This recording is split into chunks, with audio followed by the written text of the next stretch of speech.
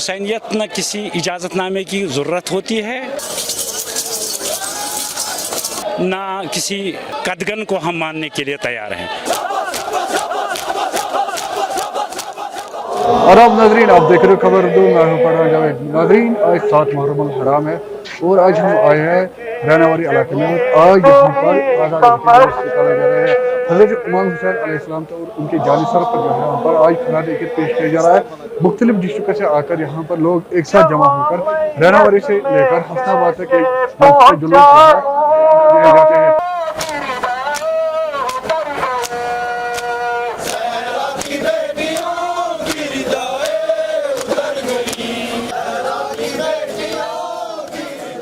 میں سید Muzaffar Rizvi general secretary ہوں جموں کشمیر اتحاد المسلمین کا۔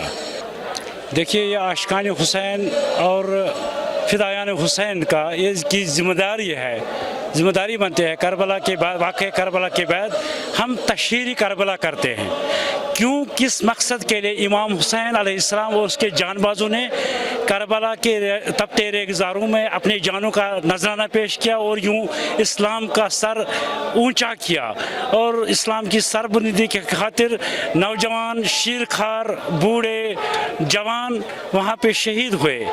اور اس طرح ہمارا اب فرض بنتا ہے کہ ان کی مشن کا ہم آبیاری کریں اور تشہیر کریں، تاکہ دنیا کو یہ پتہ چلے کہ امام حسین علیہ السلام اور اس کے جان بازوں نے کربلا میں کس مقصد کے لیے قربانیاں دی ہیں۔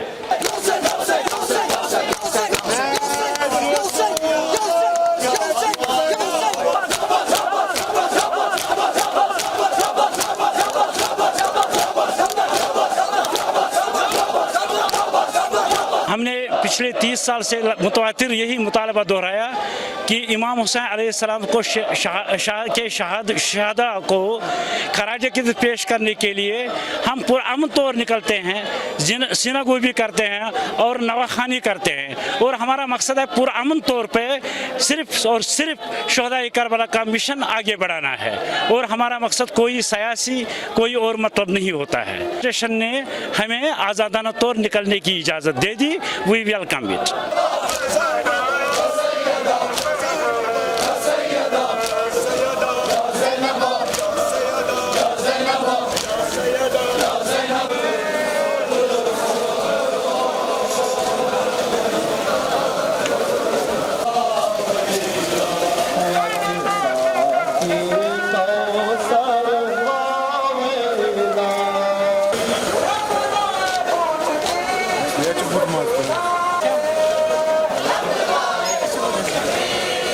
Şey